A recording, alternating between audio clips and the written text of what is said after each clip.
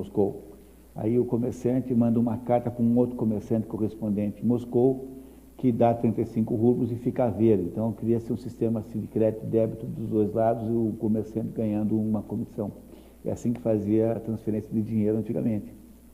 Então, chega um comerciante de Moscou, de Petersburgo, desculpa, entrega 35 rublos, que é um dinheirão para uma senhora aposentada, assim, para uma pessoa assim, com poucos recursos. Quer dizer, a mãe fazia um sacrifício enorme para manter o filho em São Petersburgo. Continuando. Razumikin traz um médico, Zosimov, para examinar Raskolnikov. O crime é o assunto do momento na cidade. Razumikin e Zosimov o discutem na frente de Raskolnikov, que fica sabendo já haver um suspeito, um dos operários que trabalhavam no prédio das vítimas no dia dos seus assassinatos. Lembra que quando o Raskolnikov foge, ele diz para nós, o autor, que ele não é visto pelos dois operários que estavam lá reformando um apartamento. E, então, um desses operários é acusado do crime. E a razão pela qual ele é acusado do crime é que ele foge porque dois clientes subiram, né? Quando os clientes descem para chamar lá o zelador, que deve ter a chave mestra, ele sai e se esconde naquele apartamento que estava sendo reformado, o pessoal sobe e ele escapa sem que eles o vejam.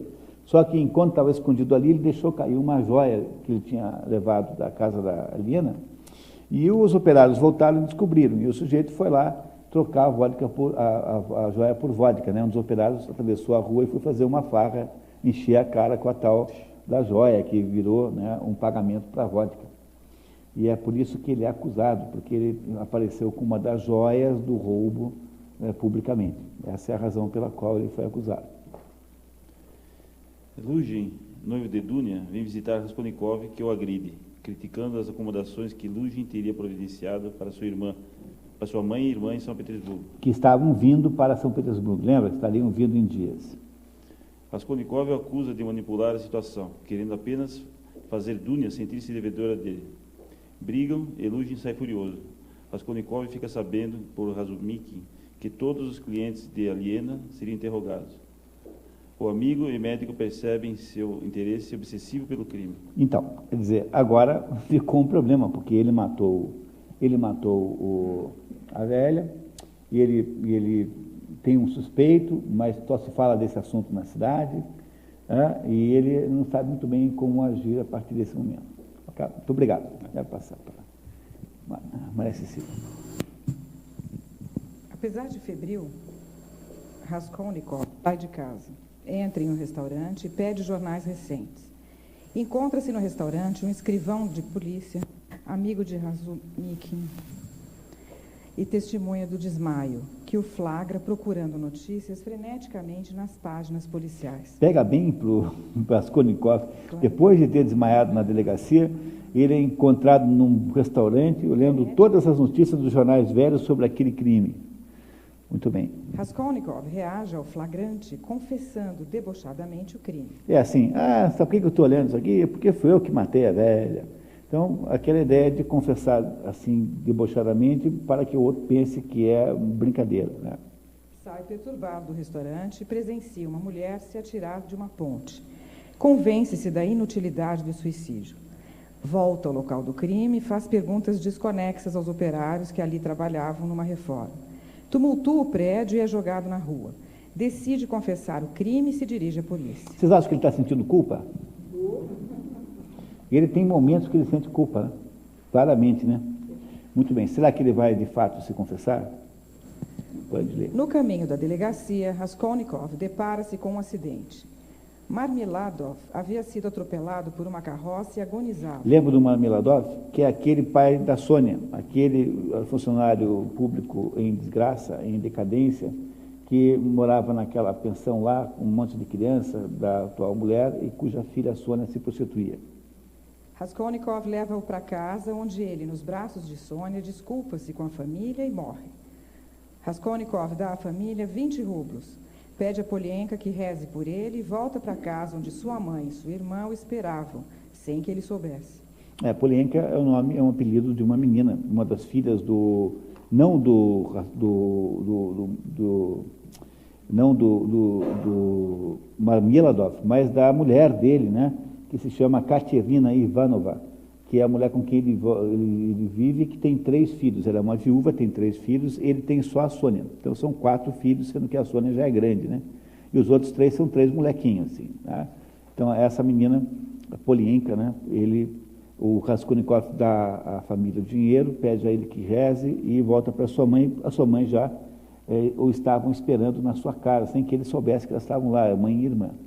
Ele não está muito feliz em ver a mãe e a irmã, né, porque ele acabou de matar 2 pessoas, ele está aborrecidíssimo com o negócio do noivado. A situação do Raskolnikov parece confortável. Você acha que ele está se sentindo bem nessa situação? Não está, né? Muito bem. Aí vamos para a parte 3, por favor. Raskolnikov diz à família que não permitirá o casamento. As duas agradecem a Razumikin e Zosimov pelos cuidados com Raskolnikov. Ambos sentem-se atraídos por Dunia. Que é uma mulher muito bonita, uma moça muito bonita, né? No esquema familiar russo, o filho, não havendo pai, né, o filho homem tem uma espécie de autoridade paternal sobre a família. Então, a opinião dele sobre o casamento da Dunia interessa. É claro que eu acho que não deve ter um poder de veto verdadeiro, mas é como se estivesse consultando o pai. Isso, aliás, não é só na Rússia, isso é historicamente assim nas famílias de modo geral, né? Então, ele não quer de modo nenhum que ela case com o Piotr, mesmo porque eles já brigaram, né? Ele e o Piotr Luzhin acabaram de ter uma briga, né? Aí no dia anterior. Zosimov diz à família que Raskolnikov é monomaníaco e Razumikin conta às 2 mulheres a vida de Raskolnikov em São Petersburgo. Elas se surpreendem. O Zosimov é o médico, ele não tem importância nenhuma, ele vai já desaparecer da história. O que interessa mesmo é o Razumikin. Ele é um médico um pouco gordo, assim, um sujeito meio assim, sem grandes interesses eróticos. Então ele não tem muita chance com a Dunia, né? O que não é o caso do Razumikin, que parece que tem mais possibilidades aí de romance com a Dunia. Dunia e Pulcheria voltam a visitar Raskolnikov, que lhes dá um ultimato. Ele ou Luzhin? Ou ele ou Luzhin, quer dizer, ele vai romper com a família se ela casar com o Luzhin. Pulcheria é o nome da mãe do Raskolnikov. Pulcheria significa a mais bonita em latim. Então é um nome latino que é eslavizado aqui. Pulcheria, a mais bonita. Pulcra, Pulcheria, a mais bonita em latim é Pulcheria. E ela, então, agora ficou um impasse, porque ele não aceita o casamento e eles estão ali para ficar noivos, né? Ele veio, a moça veio para ficar noiva, tinha já aceitado a proposta do Luzhin, né? Imaginando que o Raskolnikov toparia, porque afinal tratava-se de uma boa oportunidade. Continuamos. Sônia convida Raskolnikov para o funeral de seu pai. Começam a nutrir simpatias um pelo outro. Dunia começa a rejeitar Luzhin. Raskolnikov decide recuperar as garantias que havia deixado com a agiota e pede a Razumikin para intermediar o encontro dele com o juiz de instrução do caso Aliena. Porfiri Pietrovich. Esse Porfiri Pietrovich é uma personagem importantíssima que entrou agora na história. Quem é o Porfiri? O Porfiri é o contraparte, digamos, no duelo psicológico que acontecerá na história a partir de agora. O Porfiri é juiz de instrução. No sistema russo, como no sistema francês, aqui no Brasil não é assim, né? Mas alguns sistemas jurídicos, quem conduz um inquérito, digamos, policial, é o juiz de instrução e não é um delegado de polícia. Então, o juiz de instrução é o sujeito que vai ter que descobrir quem é que é culpado, afinal de contas. E esse Porfiri, então, faz com que essa história pareça, às vezes, um pouquinho como uma história policial. E eu queria muito que vocês compreendessem que ela não é uma história policial de modo nenhum, porque a literatura policial, que é a literatura de detetive, é uma literatura inferior, sabe? É um gênero inferior, porque, como dizia o Sertiange, né? O Sertiange, que é um padre francês que escreveu um livro maravilhoso chamado Introdução à Vida Intelectual, aliás, que está para ser editado aqui pela Realizações, né? E pela primeira vez em português no Brasil. Há uma tradução portuguesa que você encontra por aí nos sebos, às vezes, muito difícil de ler, muito durona assim. E o Sertiange dizia que tem 3 tipos de livro, tem 3 tipos de leitura. A leitura de entretenimento, que é aquela leitura sem compromisso que você faz. Eu sempre digo, né, que é como um patinador que desliza sobre o gelo. Eu me lembro daquele negócio chamado Holiday on Ice, não sei se vocês lembram daquilo. Aliás, o maior medo que eu tenho é de morrer e reencarnar como patinador do Holiday on Ice. Com aqueles guizos e aquelas franjas assim na roupa, aquela roupa branca. Né? E aí, o segundo tipo de leitura é a leitura de natureza informativa, que é aquela que se confunde com a leitura do jornal. E o terceiro tipo de leitura é a leitura de formação. A leitura de formação é a leitura em que você, eu sempre digo que parece com pesquisa geológica. Você abre um buraco no chão e vai cavando até procurar as camadas mais profundas. Né? Pois história de detetive é mais ou menos do primeiro tipo. Tá? É uma espécie de Pato Donald de adulto, entendeu? Tá? É uma história que eu já li um monte, não lembro de nenhuma. Na época que eu lia eu fiquei meio que viciado no gênero, eu acho que li umas 200 histórias. Mas você não lembra de nenhuma mais, porque no fundo a literatura policial é o quê? É a história de um herói chamado detetive, é uma história de aventura, em que um sujeito usa os meios mais inteligentes, né, de tentar descobrir quem foi o assassino. Então, mesmo que o Porfírio equivalha a um detetive nessa história, essa não é uma história policial, porque o centro da história não é a investigação do Porfírio, mas é o crime em si próprio. Entenderam que no caso da literatura policial, o centro da história é o detetive. Ele é que é o centro da história, mas aqui não, porque aqui não é o detetive que é o centro. O centro aqui é o crime em si próprio. Portanto, não é um livro para classificar como literatura policial de modo nenhum, esse aqui. O Porfírio irá fazer um duelo com o Raskolnikov memorável, maravilhoso, porque o Porfírio sabe desde o início que é ele, mas ele não o acusa jamais, porque o Porfírio acha que é muito mais divertido criar uma situação em que obrigue o Raskolnikov a admitir o crime. Ele sabe que o Raskolnikov não irá fugir, então ele faz um duelo magnífico, criando então momentos que vocês verão em seguida, que vão fazendo com que fique crescentemente insuportável manter o segredo, que é o que veremos. Né? Então, por favor, Maria. Durante o encontro na residência do juiz, Porfírio diz a Raskolnikov ser ele o único cliente da falecida a ainda não ter se apresentado. Porfírio deixa subentendido que conhece a vida pregressa de Raskolnikov e o interroga a respeito de um artigo que ele, Raskolnikov, havia escrito sobre a criminalidade. Numa revista universitária. Né? Por que tem esse encontro? Porque o Raskolnikov, para fingir que não foi ele, vai lá buscar, né, os seus pertences lá que estavam penhorados.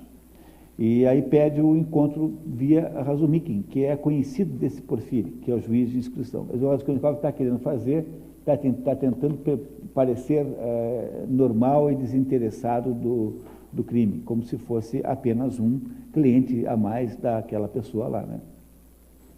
Porfírio, que desconfia de Raskolnikov, faz perguntas maliciosas para pegá-lo em contradição. Razumikin participa da conversa. Raskolnikov e Porfírio combinam que Raskolnikov iria à delegacia buscar seus pertences. O artigo que nesse resumo miseravelmente curto aqui, os outros têm 40 páginas, esse que é o problema dessa história de resumo. Né?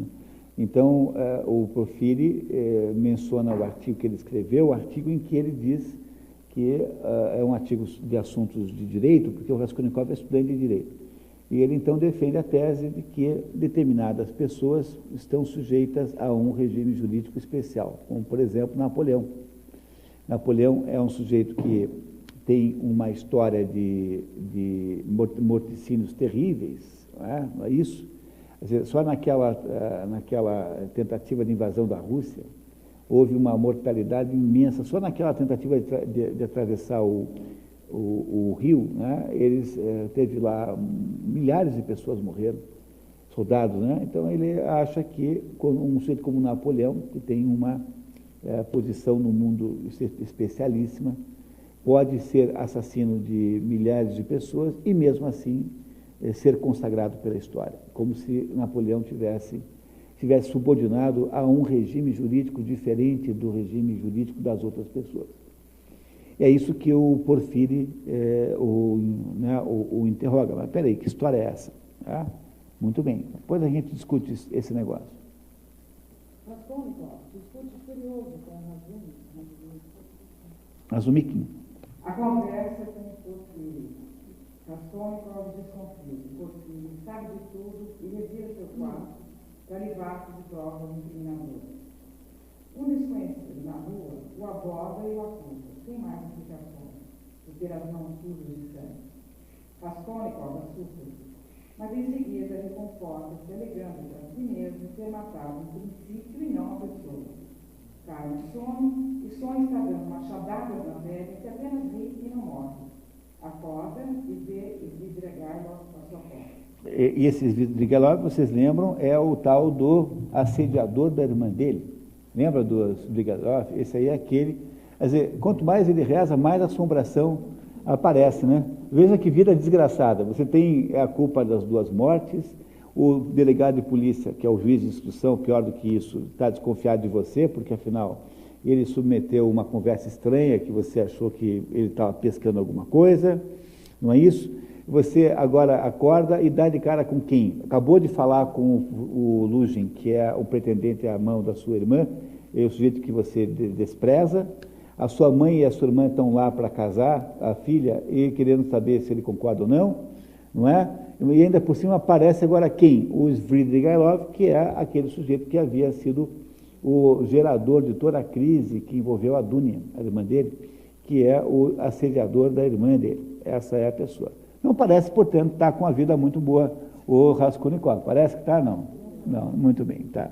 Continuamos. Parte 4. Svidrigailov agora viu que via a fundação Petersburgo por causa de Dunia, a quem ele declara amar sinceramente. Mais tarde, não alcançar. A Marfa Petrovna morreu e ele veio procurar a Dunia, dizendo assim, olha, eu assediei você, mas é porque no fundo eu amo você, então queria ver se a Dunia iria ficar com ele, né, ou não.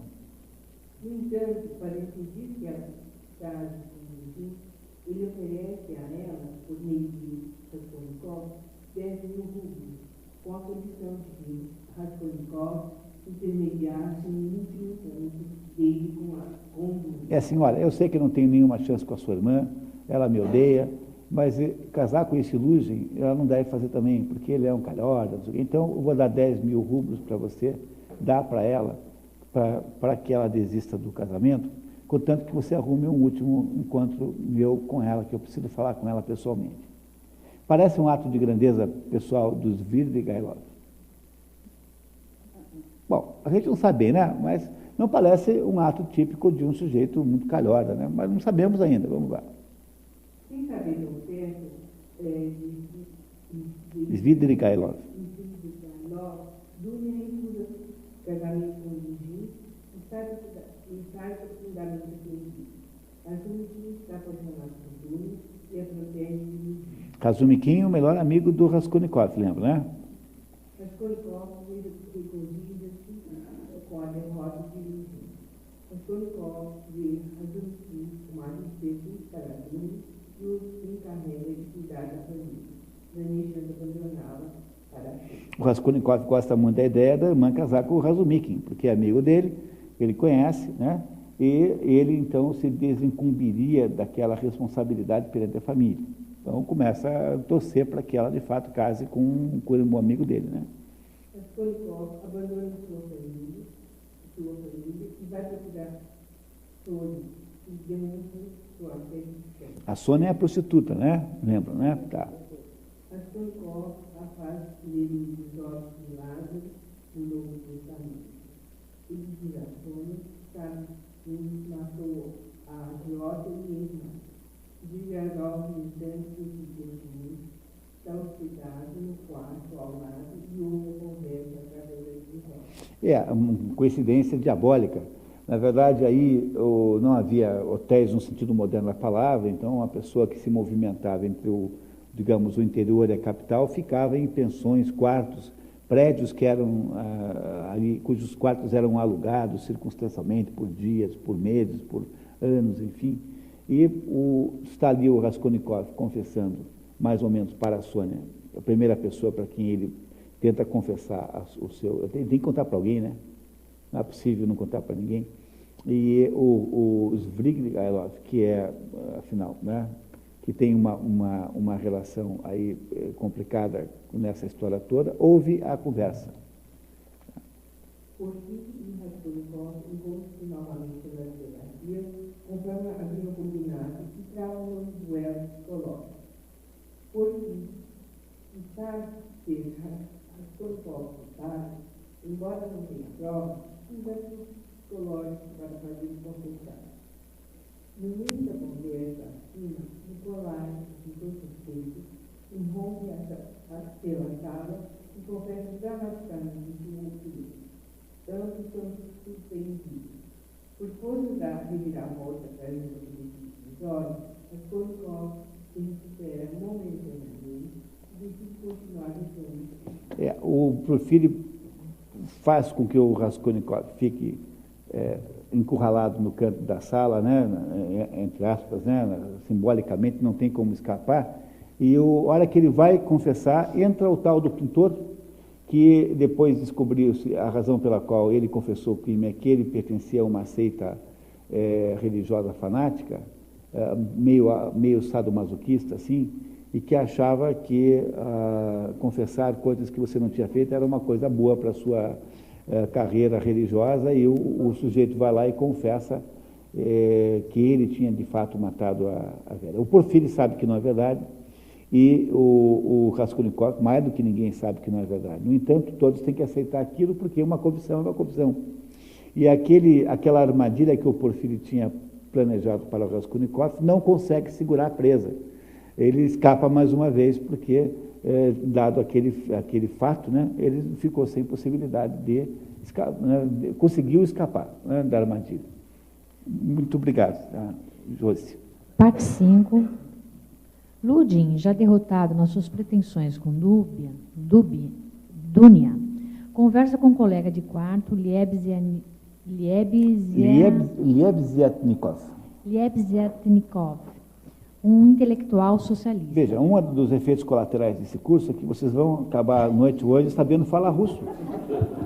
Porque, veja, não é todo curso que gera um efeito colateral desse tamanho.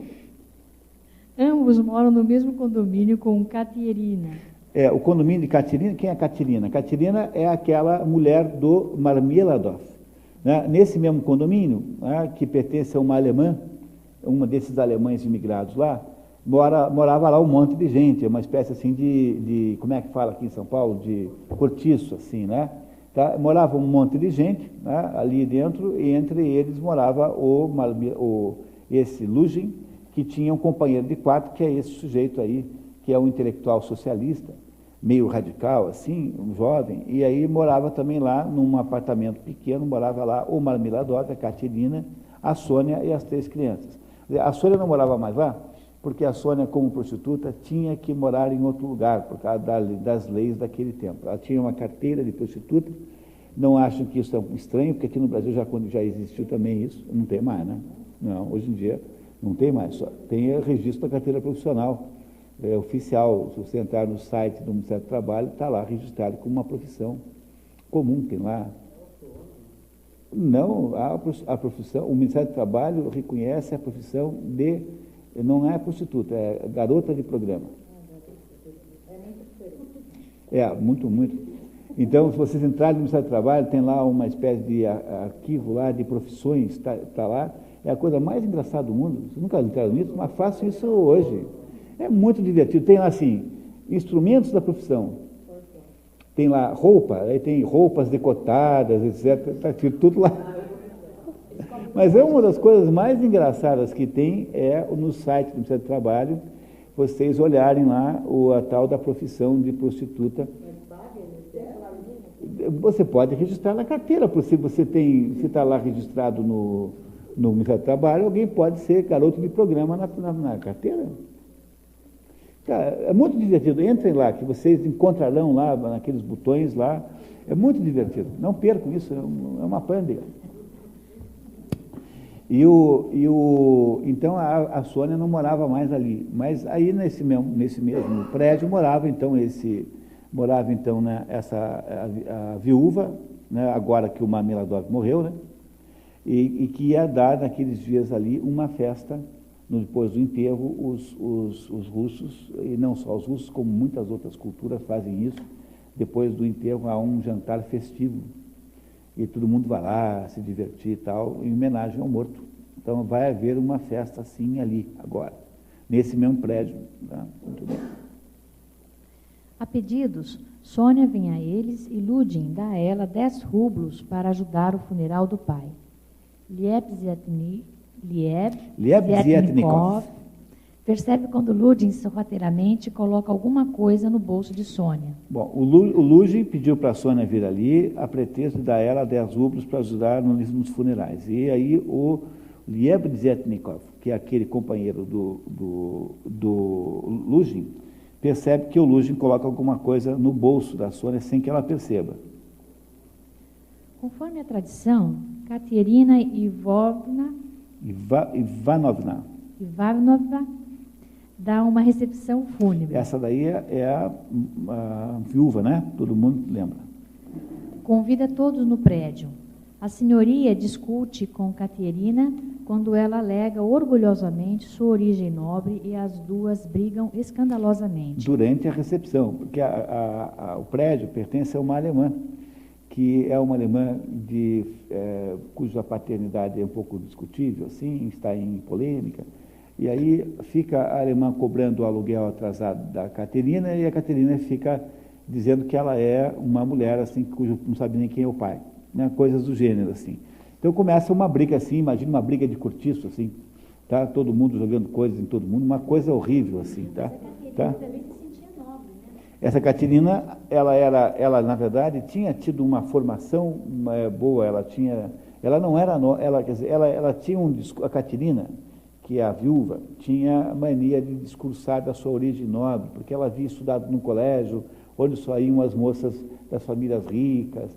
Embora ela não fosse exatamente nobre, ela tinha tido assim um passado, digamos, socialmente importante. E ela então vive uma situação contrária, ela não tem um tostão, o marido era bêbado e tinha torrado todo o dinheiro que ele tinha conseguido na bebida, e ela agora tem que fazer o enterro, deve o aluguel, e é acusada pela dona da casa, que é uma pessoa que não tem origem nobre como ela pensa que é dela, acusada de ser vigarista, etc. E tem 3 crianças desse tamanho para cuidar, 3 criancinhas para cuidar. E ela é tuberculosa já muito adiantada. A Katerina está muito mal já é uma doença que naquela época não tinha possibilidade de cura, a não ser que você fosse para a Montanha Mágica, lá, não é isso? Que em Dafos, a história da Montanha Mágica em Dafos. Lembre que nós tiramos os irmãos Karamazov da nossa lista original para colocarmos 5 vezes Dostoiévski e colocamos a Montanha Mágica no lugar. Daqui a 2 meses ou 3 meses vamos ver aqui a Montanha Mágica no sábado, né? Continuamos. No meio da confusão, Ludin adentra a sala do banquete e acusa Sônia de lhe ter roubado 100 rublos. Por que será que o Ludin fez uma coisa dessa? Quer dizer, por que é que ele entra no meio da festa e acusa a Sônia de ter roubado 100 rublos dele? Quem é que ele pretende atingir? Ludin. O Raskolnikov, porque a essa altura o Raskolnikov e a Sônia já têm um romance mais ou menos público, né? O que não é uma coisa fácil de ter, né? Porque como é que se apresenta a sua mãe, uma moça que é prostituta? Né? Hoje parece mais fácil, né? Não, essa aqui é a Bruna Surfistinha. Ai, que bacana, que bom. Eu li o seu livro, minha filha. Minha mãe acho que não diria isso, mas não é muito difícil acreditar numa coisa dela, né? Mas aí era difícil para o Raskolnikov lidar com esse romance com a Sônia, né? Porque a Sônia era publicamente uma prostituta. E aí o Ludin, com esse estratagema, com essa acusação, tenta derrubá-lo, né? Politicamente. Muito bem. Continuamos. Liebzietnikov, que entra atrás dele, o desmascara e prova a inocência de Sônia. Ludin sai escorraçado. alguém lhe atira uma xícara que acaba acertando a senhoria, que, enraivecida, decide expulsar Katerina e as crianças do cortiço.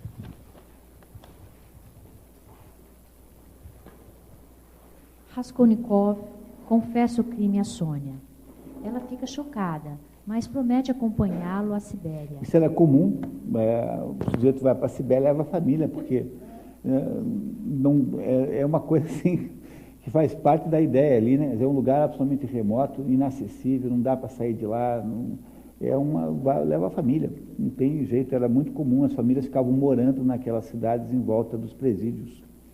E aí a Sônia topa morar com o Raskolnikov na Sibéria, essa moça. Continuamos. Ela diz que para pedir perdão pelos seus, ela lhe diz para pedir perdão pelos seus pecados, mas Raskolnikov o recusa simbolicamente ao não aceitar o crucifixo que Sônia lhe oferece. A conversa é ouvida por Svidrigailov no quarto ao lado. Que agora tem certeza absoluta, né? Tem essa informação que só ele e a Sônia têm, além do Raskolnikov. E do Porfírio, que obviamente sabe, né?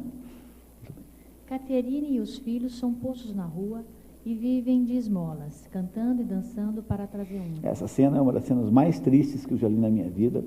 Acho que eu nunca li nada tão triste quanto a descrição da situação em que fica a Katerina e as crianças depois da expulsão, né, do cortiço, né? Katerina, que é tuberculosa terminal, enlouquece e desmaia. Levada ao apartamento de Sônia, diz as últimas palavras e morre. Raskolnikov está presente. Svidrigailov também insinua a Raskolnikov que sabe o seu segredo.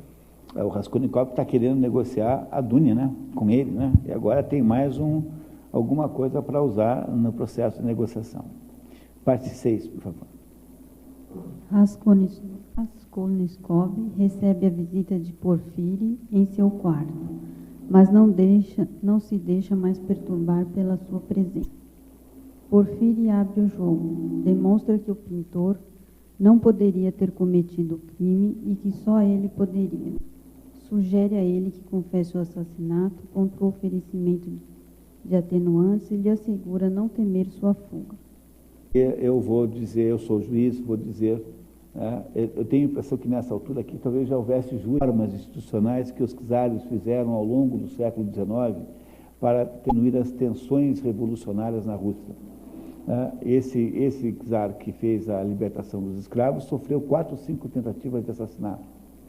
Então, tensões revolucionárias ao longo de todo o século XIX. E então ele, juiz, iria considerar atenuantes de modo que ele teria uma pena menor. Mas ele fazia a confissão, ele mesmo. E ele daí disse: olha, eu não tenho certeza que você não vai fugir. Não tenha dúvida disso. É como o Solzhenitsyn, né? O Solzhenitsyn, depois que saiu da Sibéria, foi morar nos Estados Unidos, não sei onde, na Suíça. Ele disse assim: pô, você gosta daqui? Ele falou: olha, sobre alguns aspectos eu prefiro a Sibéria. Eu falei, mas por quê? É porque lá as pessoas falam russo. Ele não tinha com quem conversar, né? Porque não tinha alma russa aqui. Então ele queria voltar para a Sibéria sobre alguns aspectos, né? Continuamos. Tá? Raskolnikov procura Svidrigailov e o encontra numa taberna divertindo-se com prostitutas. Não podia ser em outro lugar, né? Bem típico dele, né? Raskolnikov recusa a oferta de Svidrigailov e o adverte a não procurar sua irmã, mas ele não está disposto a recuar. Lembra da oferta dos 10 mil rublos? Tá. Svidrigailov, com sinceridade, conta a Raskolnikov a sua vida dissoluta, seu casamento por interesse Dunya na casa e seu fascínio por ela. Conta-lhe o caso Dunya e informa estar prestes a se casar em São Petersburgo com pedofilia, né, na prática. Bom, apesar de tanto, né? Esses Svidrigailov deve ter 45. Não dava para imaginar que fosse tão assim contrastante como, né? Tá? Mas ele parece ser a velha e a irmã foi seu irmão. Desiste da terceira tentativa. Svidrigailov a abraça, Raskolnikov visita sua mãe, pede a ela que Raskolnikov aceite o crucifixo de Sônia e parte na direção da delegacia. Pede desculpas às pessoas no caminho e entrega-se. Pelo Raskolnikov é sentenciado a 8 anos na Sibéria e Sônia o acompanha. 2 meses depois do julgamento, Dunia aparece na Sibéria. Por meio do sofrimento de Sônia, Raskolnikov percebe que a ama. E assim acaba a história, tendo Dostoiévski prometido uma continuação que seguramente seria depois do sofrimento na Sibéria. A continuação da história normal, que ele nunca escreveu, porque é prisioneiro de compromissos econômicos, dos quais ele, então, não escreveu essa continuação. Seria mais ou menos isso, de acordo com tem um livro do Dostoiévski chamado uma edição daquela editora, aquelas antigas que tinha aí, VEC, eu lembro mais, uma daquelas editoras do tempo do Onça, que aí naquele papel jornal horroroso que fica completamente amarelo, vocês encontram nos sebos aí na Praça João Mendes. É o quê? Ah, é? Também tem? Então melhor, né? Porque deve ser mais novo, em que ele faz comentários sobre os seus próprios livros, sobre assuntos da Rússia, são artigos de jornal que ele também publicou. Diário de um Escritor. Para ter, assim, para quem está interessado em estudar Dostoiévski. Mas a continuação que ele pretendia fazer era contar como é que o Raskolnikov modifica a sua vida completamente e, de alguma maneira, ele nunca escreveu, mas não é preciso que ele tenha escrito para a gente poder debater aqui. As suas intenções estão claríssimas, estão implícitas na própria primeira obra. Na primeira obra já existem potência as intenções que nunca foram transformadas em ato na segunda, que ele nunca prometeu, que ele nunca fez. Então, o que acontece aqui é que essa obra é uma obra de extraordinária importância, até para compreender o mundo moderno, porque o que você tem aí é um sujeito chamado Raskolnikov, que tem, em princípio, ele não é um sujeito completamente abandonado pelo mundo, tem uma família que o ajuda, ele tem um amigo Razumikin que tenta arrumar para ele, isso eu não contei no resumo, né? Esse é um resumo muito, muito ruim, porque é muito pequeno, né? Então, se eu não explicasse para vocês não entenderiam muito por ele. E o Razumikin fica arrumando aulas para ele, dá ele traduções e aulas, e ele nunca aceita, nunca quer. E ele, apesar de não ser um sujeito totalmente abandonado, ele planeja um crime contra uma pessoa, por pior que ela fosse, e não por vingança. Né? O Albert Camus, no livro O Homem Revoltado, diz assim, olha, o que caracteriza o mundo moderno é o seguinte: antigamente, os crimes eram feitos todos por paixão. Por exemplo, o Heathcliff, lembra do Heathcliff, do Morro dos Ventos Uivantes? Aquele Heathcliff queria ficar com a tal da Catherine. E ele teria feito qualquer coisa para ficar com a Catherine. Ele teria matado todos os homens que se antepusessem a ele e a Catherine. Porque ele queria a mulher, ele queria aquela mulher para ele. E outros homens antigamente matavam porque queriam uma certa terra, porque queriam aquela terra para si. Mas os crimes modernos não são feitos mais porque alguém está mobilizado por uma paixão, diz o Albert Camus no livro O Homem Revoltado. Aliás, um livro extraordinário, eu recomendo muito a leitura, em que ele diz assim, olha, o homem moderno não está mais não está mais subordinado às suas paixões. Os crimes que o mundo viu no século XX e, de certa maneira, os crimes que a Revolução Francesa cometeu, por que é que o Saint-Just, então Robespierre, para falar o pior exemplo deles, né? Por que é que o Robespierre mandou matar esse ou aquele outro? Não porque estivesse subordinado a alguma paixão, por exemplo, ódio, por exemplo, amor, por exemplo, desejo, né? Não são mais os crimes da paixão que mobilizam o ser humano, mas são os crimes da mente, são os crimes de opinião, são os crimes de concepção de mundo. Então,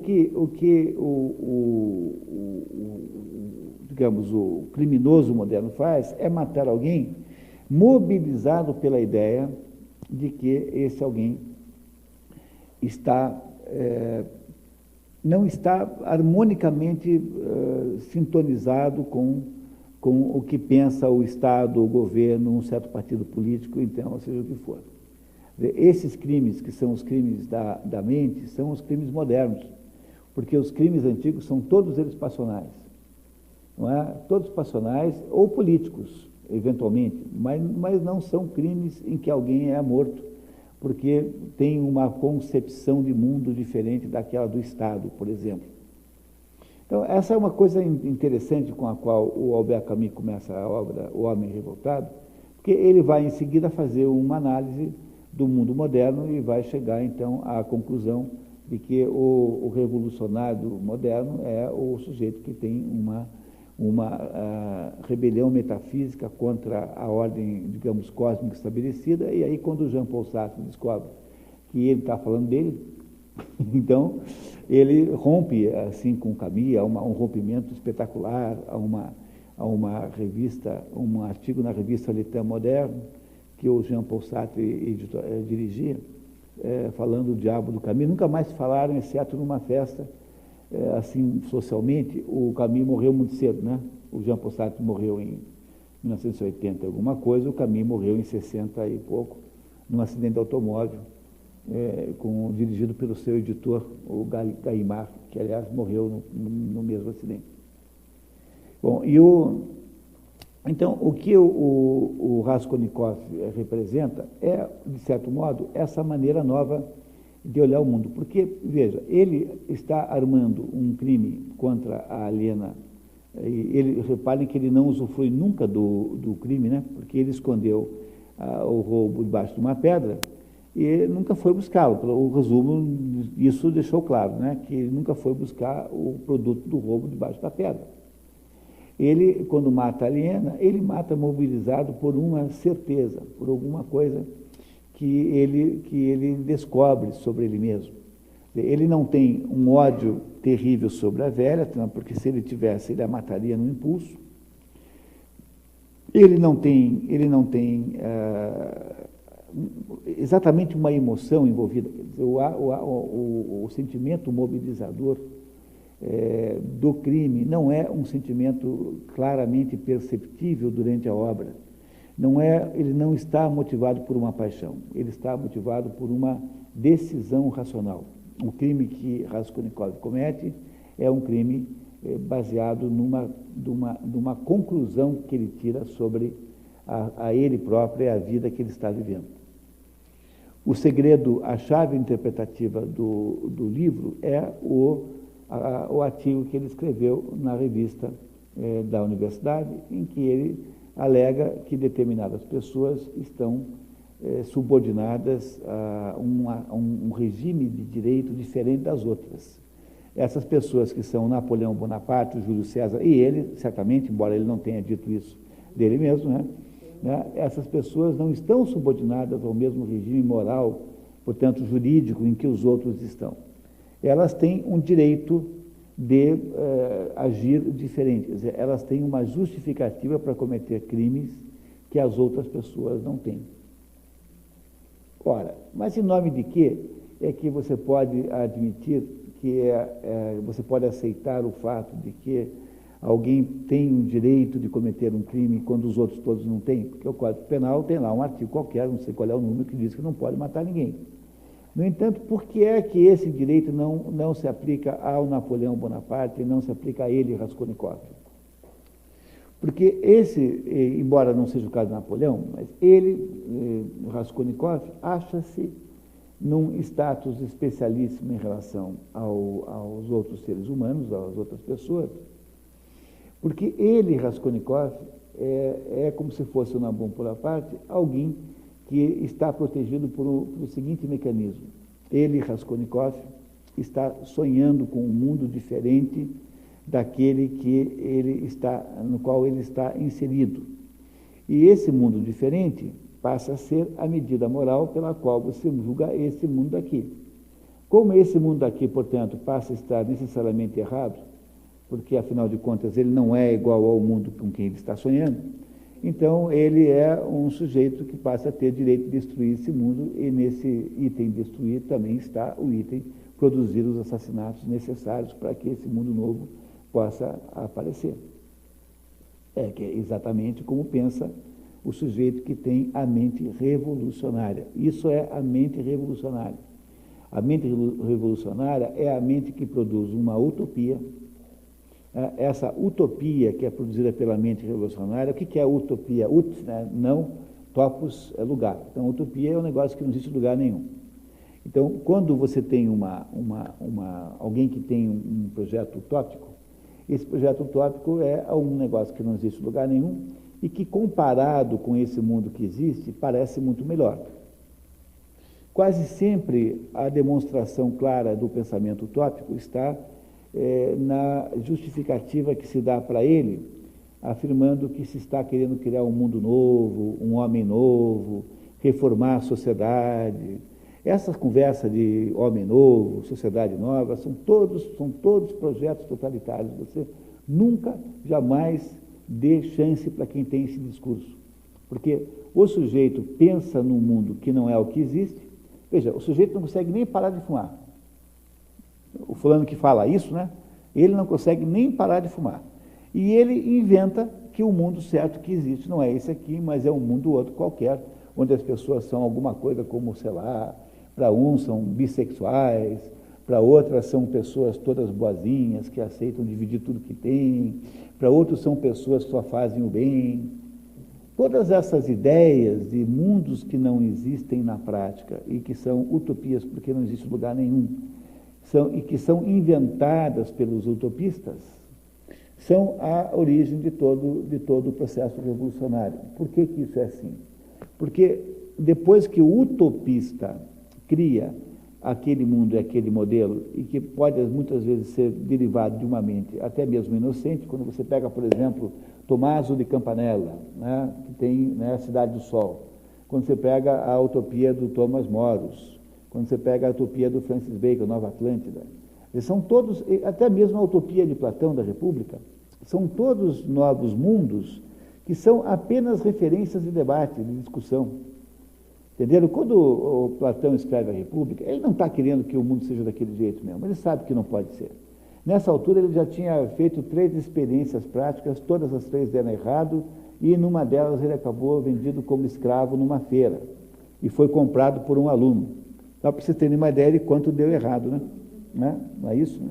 E então Platão, quando escreve a República, não é que ele imagine que aquele mundo vai ser aquele mundo que ele desenhou. Ele usa aquele mundo como uma referência para conversar sobre o mundo real, mas não como se aquele mundo fosse um objetivo verdadeiro e real de atingimento. Não é isso que pensa Francis Bacon, Nova Atlântida, não é isso que pensa Tommaso Campanella com a Cidade do Sol, e também não é o que Platão pensa com a República.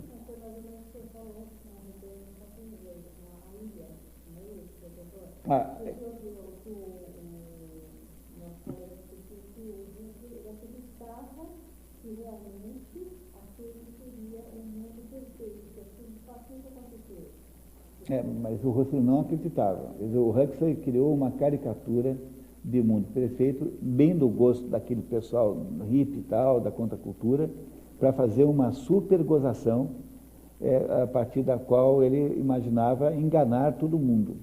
Né? Enganar no sentido de criar uma gozação que parecesse verdade, assim, a título de diversão pessoal. Mas a República de Platão não é a mesma coisa, porque a República de Platão é a discussão sobre uma sociedade perfeita, mas não é que ele acreditasse nisso, não acreditava. Era para você poder conversar sobre a sociedade real que ainda existe hoje. Então, era uma espécie de contraponto, digamos assim, era uma espécie de método de debate. E isso é a mesma coisa com todos esses utopistas, que tem aí esses antigos utopistas, porque também tem a mesma coisa. Eles nunca imaginam que aquilo vai ser um mundo perfeito. Não é isso? Muito bem. Então, os utopistas, quase sempre, acabam tendo até uma certa inocência, porque eles criam uma situação para iniciar uma conversa, mas eles não estão, de fato, querendo transformar a realidade naquilo. É muito comum não ser o caso. Pois não, você tem uma dúvida? Aquelas descrições do estado de natureza de volta, entra isso também? Constrói um modelo para desmontar o edifício? aquilo não é um modelo de sociedade, aquilo é um modelo de ser humano, né? Quer dizer, é um pouco diferente. A do Hobbes eu conheço bem, o Leviatã. A ideia do Leviatã não é uma proposição de sociedade nova, é assim, é a ideia de que os homens são tão maus e tão atritosos entre si, são tão potencialmente causadores de mal, que você tem de ter uma força que os contenha. Essa força chama-se o Estado, que se chama simbolicamente na obra o Leviatã. Então, aí a ideia que está aí no fundo, Hobbes escreveu isso para puxar o saco do rei, no fundo, apenas para legitimar o poder real, é a ideia, na prática, que se traduz assim, quer dizer, para você poder controlar o batedor de carteira ali na esquina, você então chama o Fernando Beiramar, que é o super bandido, para cuidar do assunto. Quer dizer, acaba dando bem ao contrário, porque o pior dos bandidos é o Estado, em última análise, porque aqui o Estado consegue te roubar legitimamente. O bandido leva a sua carteira com ameaça e é considerado ilegítimo. O governo faz a mesma coisa e quem não tem razão é você. Não é isso? Quer dizer, o maior de todos os bandidos é o maior bandido de todos, que é o Estado moderno, né? Que esse é o que o Thomas Hobbes tentou viabilizar. Mas mesmo o Thomas Hobbes tem aí alguma desculpa, porque ele não está escrevendo isso como uma teoria geral, porque é preciso tomar cuidado com quem vem da Inglaterra. A Inglaterra é uma ilha. E a Inglaterra, porque é uma ilha, ela escreve um pouco para si própria, sabe? Ela não é... A produção intelectual inglesa, ela tem que ser sempre analisada com certo cuidado, porque eles são ingleses e certas coisas só funcionam com ingleses. Determinadas coisas da vida só funcionam, como, por exemplo, aquela culinária que eles têm lá. Quer dizer, quem mais no mundo conseguiria comer aquilo se não fossem os ingleses? Os ingleses são uma ilha e eles têm um certo tipo de sociedade. Entende? Para um inglês, há uma certa graça numa certa tirania aristocrática, mas não daria certo com o francês, por exemplo. Os franceses têm horror, todos os franceses, sistematicamente, convivo muitíssimo com o francês, todos eles são revolucionários da Revolução Francesa. Ninguém é capaz de reconhecer as miserabilidades que foram feitas lá. Então, para um francês, a ideia do Leviatã é insuportável, por exemplo. Então, tem que tomar um pouquinho de cuidado com isso, tá? Porque nem toda utopia pode ser explicada desse jeito. Então, as utopias aí quase sempre são referências para iniciar uma conversa. No entanto, junto com o utopista, e esse que é o problema central, junto com o utopista, logo depois que o utopista aparece e faz aquele desenho, aparece um sujeito chamado messiânico. E o messiânico não é como o utopista, porque o utopista é o sujeito que desenha na parede aquele negócio, fala assim, olha, o mundo ideal é assim. E você nunca sabe bem o que ele quer dizer, porque ele pode estar querendo só começar uma conversa sobre o mundo atual. Veja, Platão e Aristóteles estão vivendo os estertores do período clássico ateniense. Atenas perdeu a guerra do Peloponeso para Esparta, e por ter perdido entrou em decadência acelerada. Esparta também, porque a guerra consumiu ambas as partes. E Atenas está se consumindo, implodindo. Então, Platão e Aristóteles estão querendo fazer alguma coisa para segurar a derrocada. E a derrocada é tão inevitável que depois da morte de Aristóteles desaparece completamente a luz em Atenas. E ele é substituído por uns patetas como Epicuro, Diógenes, tal, que não tem de modo nenhum a dimensão que tiveram os dois. E Platão está querendo recuperar a compreensão da sociedade grega. Por isso é que ele cria a República. A República não é uma tese genérica sobre o Estado, ela é uma referência para criar uma agenda de conversa com os atenienses da sua época, com quem Platão estava falando, né? Eu jamais imaginaria que 2.300, não sei quantos anos depois, a gente ia estar aqui conversando. Então isso não passava pela cabeça de Platão. O mundo daquela época não tinha essa dimensão, né? Não tinha essa percepção dessa possibilidade. Então, o problema não é tanto o utopista, o problema é o messiânico. Por quê? Porque o messiânico é o sujeito que fala assim, bom, já que o mundo então é esse aí, eu vou implantar esse negócio. mas, infelizmente, vou ter que pisar numas flores aí.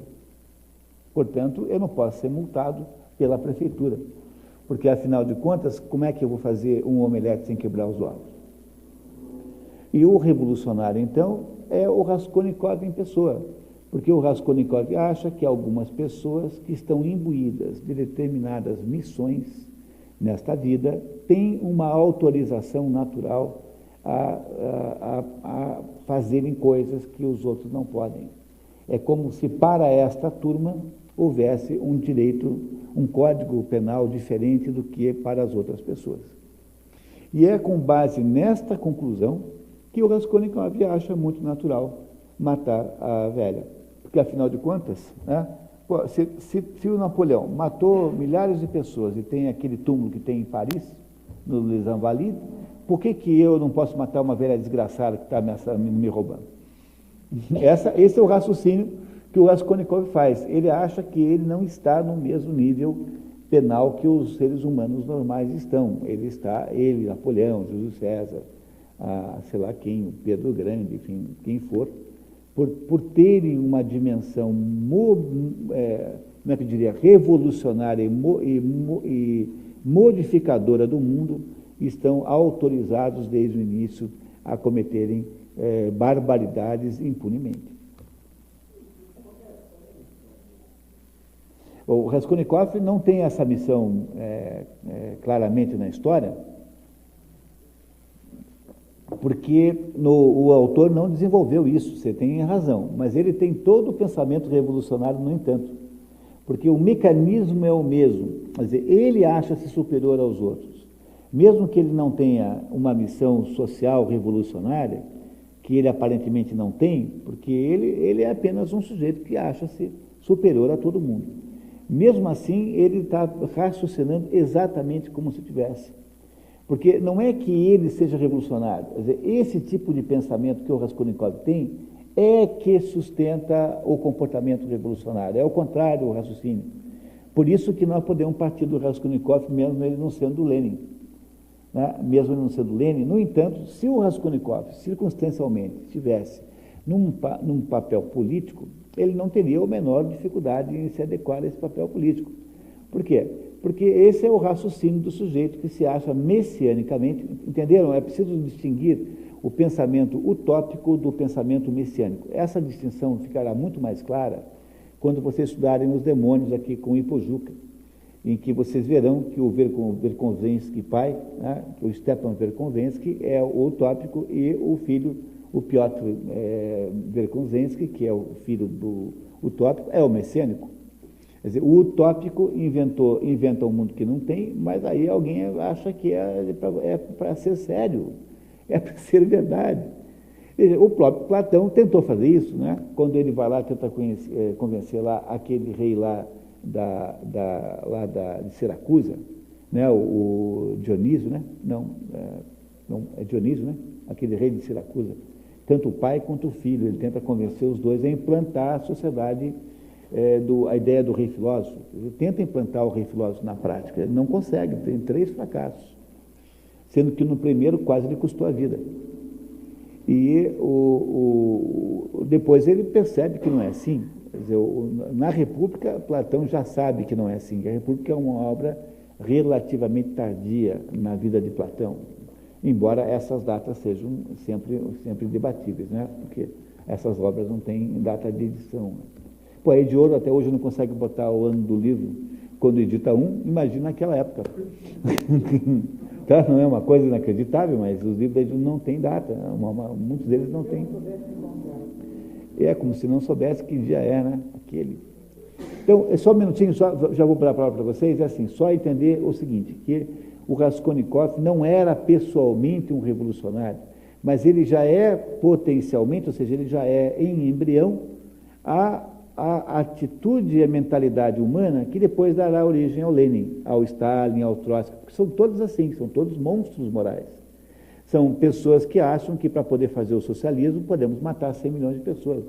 O que são 100 milhões de pessoas em função do socialismo? O que é esse socialismo de que ele fala? É a utopia. É um mundo que nunca ninguém viu funcionar e que não existe na prática e que é um mundo apenas teórico, é uma referência, apenas uma tentativa de desenhar um mundo novo, e que um fulano com poder militar, ou seja, com os meios físicos e políticos de implantar, resolve fazer na prática. Como esse mundo aqui é contrário à natureza humana, como ele não cabe dentro da estrutura da condição humana, porque você nunca consegue vencer a estrutura da realidade. Não dá para fazer isso nunca. Você pode tentar às custas de muito sofrimento e muito custo, mas você, no fundo, sempre perde. Então, o que é o modelo socialista que se quer implantar no mundo desde o século XIX? Né? Desde o século XIX. É um modelo em que as pessoas, que é um modelo social habitado por pessoas que não são as mesmas que existem hoje. Porque as pessoas que existem hoje têm uma noção de propriedade, têm uma noção de exclusividade daquilo, o sujeito acha que a mulher é dele mesmo, a mulher acha que o marido é dela mesma, entendeu? Há uma espécie de monopólio na relação, que é uma coisa absolutamente natural, as pessoas querem que os filhos sejam educados por elas mesmas, há um princípio de justiça, que há uma correspondência de sucesso material conforme o esforço ou o desempenho que a pessoa tenha tido. Essas são as coisas naturais. Eu tenho uma frase em francês, diz assim: chasser le naturel, qu'il reviendra au galop. Assim, caça o natural, que ele volta correndo a galope.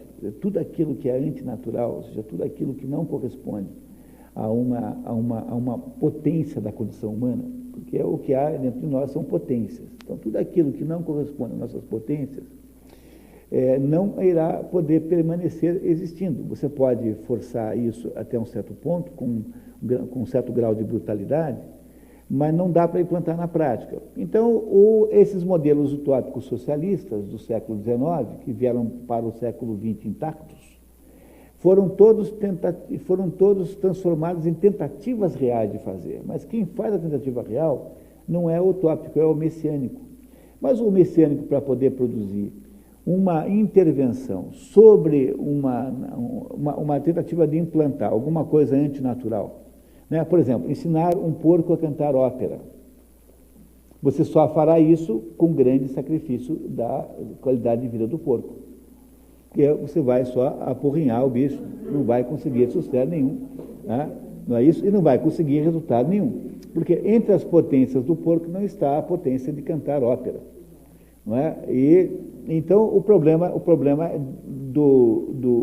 que aparece aí nessa história é o tipo de mentalidade que preside a ação do messiânico, que é o Raskolnikov.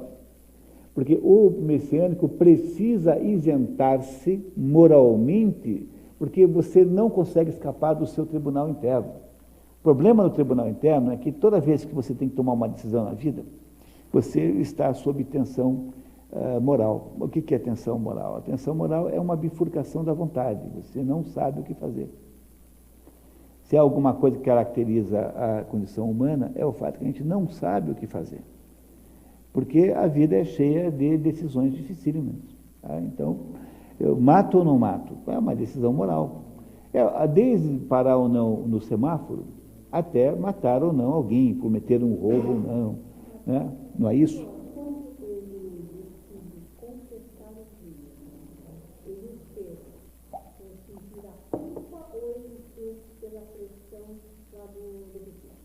Essa é uma boa pergunta nessa história, né? Olha, quando a gente tem um problema qualquer no nosso corpo, esse problema é revelado por um negócio chamado dor. E quando você tem algum problema moral na sua vida, esse negócio é revelado por uma coisa chamada culpa. Agora, a culpa é uma das coisas mais engraçadas do mundo, porque os gregos dizem que as culpas são chamadas para os gregos de eríneas. Eríneas, os romanos chamam de fúrias. E o que é que são as eríneas? As eríneas são três criaturas que nasceram com as gotas de sangue da castração de Cronos. Cronos foi castrado, Urano foi castrado pelo filho Cronos. E quando o pai é castrado, então as gotas de sangue caem sobre Géia. Géia foi quem teve a ideia. Géia é a mãe terra. Ela convenceu Cronos, que é filho dela. Géia e Urano tiveram 12 filhos. 6 homens e 6 mulheres. E ela convenceu o mais novo, chamado Cronos, a castrar o pai. Ela fez uma foice Géia, com o material da terra, e com essa foice, então, Cronos castra o pai. E quando as gotas de sangue da castração de Urano caem sobre ela mesma, Géia, nascem, entre outras coisas, as Eríneas. E as Eríneas são 3 mulheres que moram nas profundezas do inferno e que só reconhecem os deuses mais velhos do que elas. Portanto, as Eríneas não reconhecem Zeus, porque Zeus é mais novo do que elas. Zeus é filho de Crono. Portanto, quando as Eríneas nasceram, o Crono ainda não tinha casado com Réa, com quem ele fará 12 filhos também, entre eles Zeus, o mais novo também. E as Eríneas, então, nascem e ficam no inferno. São 3 mulheres, a mais conhecida é a Megera, e que ficam no inferno lembrando todos os pecadores de todas as coisas erradas que eles fizeram, com detalhes e implacavelmente. Aí você repara que só mesmo uma mulher para exercer esta função de Eríne, né? Parece muito adequado, aliás. Mas, no entanto, quando o Édipo morre, o Édipo, rei, cega-se, ele é levado pela filha Antígona para Colono, perto de Atenas, e ele vai para o santuário das Eumênides. E o que são as Eumênides? As Eumênides são as Eríneas vistas positivamente. Por quê? Porque quando você sente culpa, você pode sentir a culpa da Erínia, que é a culpa que gera remorso, ou seja, ficar remoendo aquilo a vida inteira, e você pode sentir arrependimento, que são as Eumênides. E o arrependimento é reconhecer o erro e continuar a vida normalmente, sem se torturar daí para frente. Portanto, você sempre tem que saber se você vai cair no colo das Eríneas ou das Eumênides. É talvez a maior sabedoria da vida, porque nada vai ser pior na vida de alguém do que passar a vida se queixando, né, se auto-acusando de crimes. Não tem cabimento nenhum, nenhuma vida merece ser vivida assim. A gente não tem obrigação de ter remorso, tem obrigação de ter arrependimento.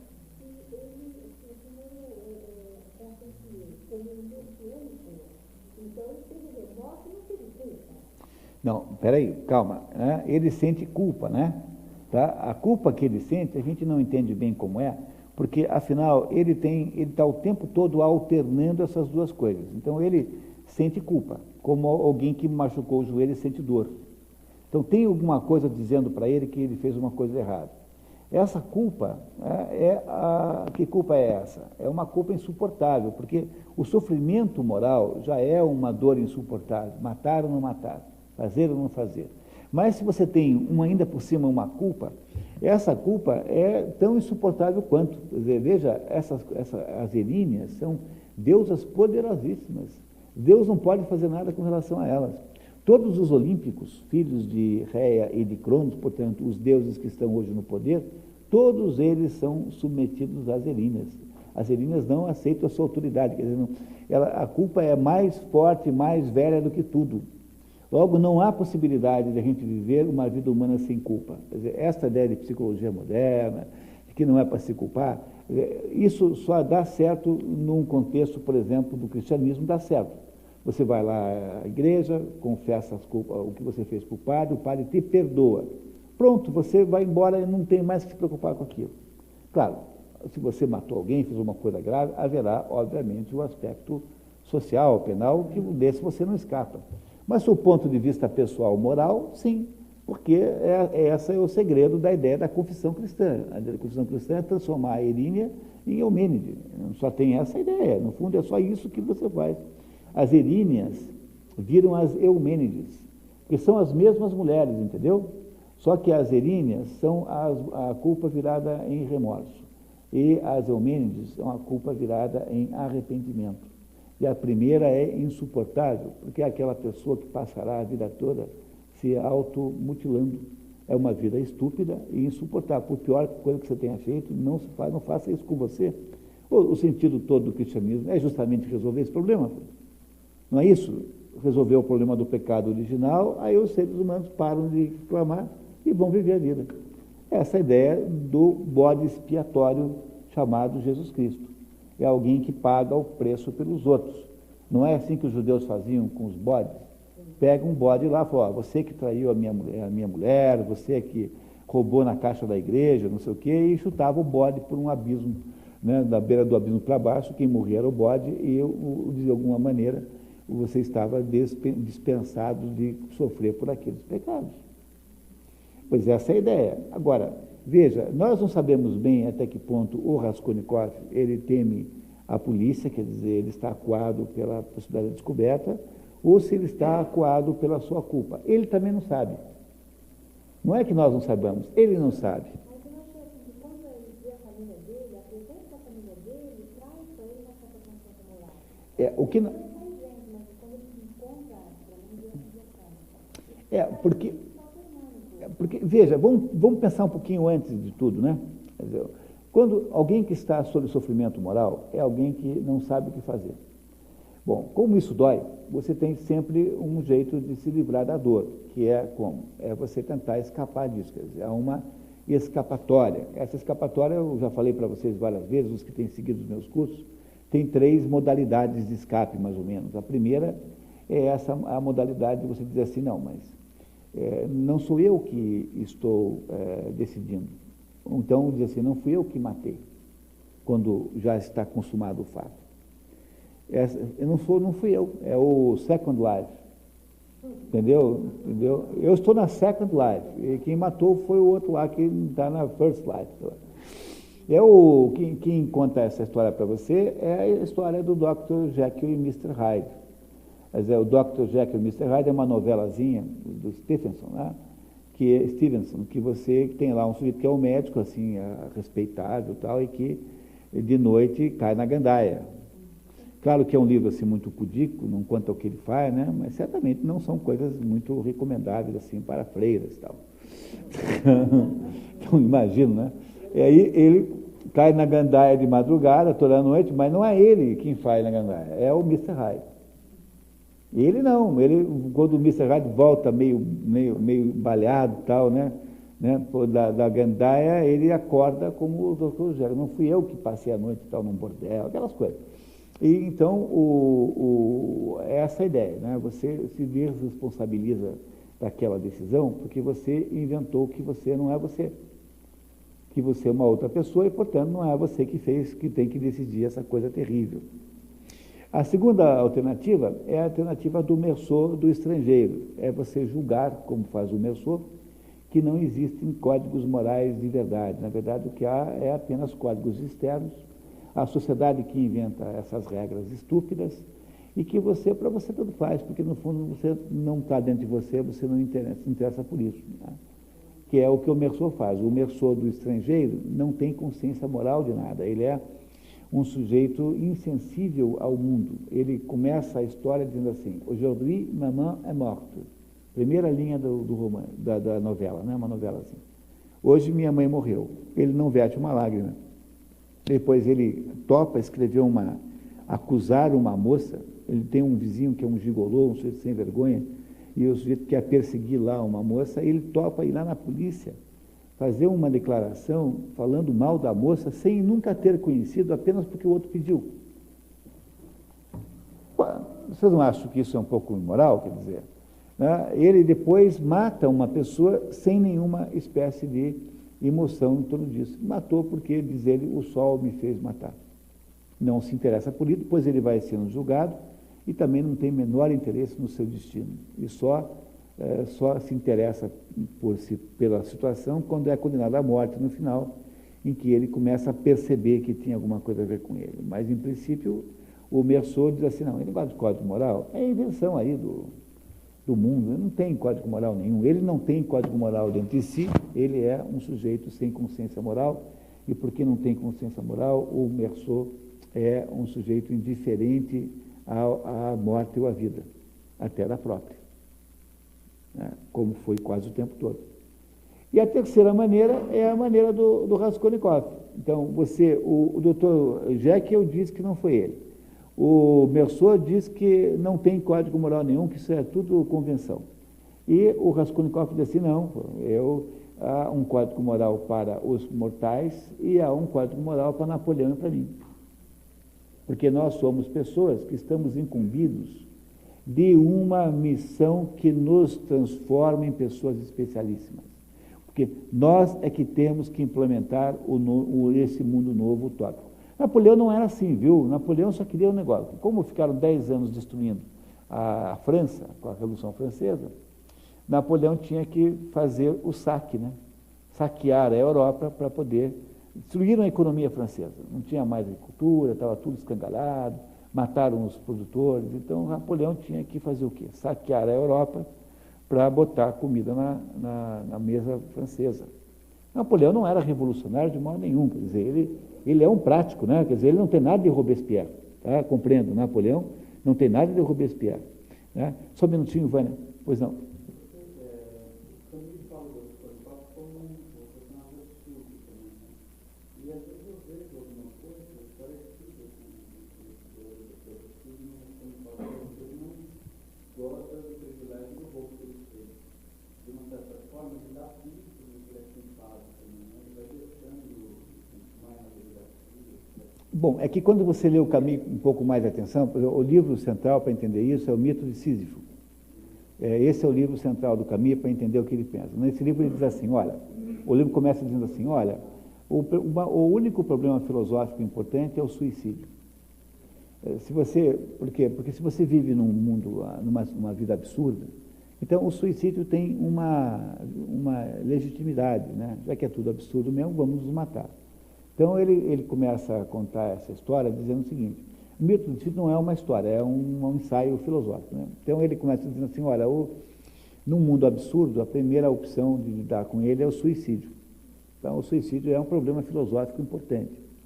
A segunda possibilidade de lidar com ele é viver tão absurdamente quanto o mundo é. E ele dá como exemplo nesse livro a vida de Dom Juan. O Dom Juan seria o sujeito que viveria uma vida tão absurda quanto o mundo, porque o Dom Juan é um sujeito que o objetivo de vida é ter uma mulher diferente por noite. Ele acha que isso é uma visão de vida tão absurda quanto a do próprio mundo. Portanto, viver absurdamente seria também uma opção. Aí ele diz assim, tem uma terceira opção que está errada, ele acha que está errado, que é você procurar sentido metafísico para a absurdidade do mundo. Que é depois o que ele faz na Peste, né? Na Peste ele põe na boca do padre esse papel e trata muito mal esse assunto, né? E ele então acha que a terceira opção é você encontrar razões não humanas, extraordinárias, enfim, metafísicas, para ser mais preciso, para justificar esse absurdo. E a quarta maneira de fazer isso é do Meursault, porque o Meursault, na opinião do Camus, é a pessoa que faz as coisas certas, que é agir com absoluta honestidade. Uma vez o Camus foi perguntado assim, olha, por que afinal de contas é o problema do Meursault? O Meursault é o sujeito que, no mundo, que só aceita demonstrações aparentes de coisas, ele consegue ser completamente sincero, independente de qualquer coisa que o mundo peça. Então, o Camus acha que o Meursault é o sujeito certo e não um sujeito que vive sob uma vida absurda. Porque o Meursault é aquele sujeito que reage com sinceridade e honestidade, não sentindo coisas que ele não sente. Não demonstrando sentir coisas que ele não sente. Então, ele não tem amor pela mãe, então ele não fica triste quando ela morre. Ele não tem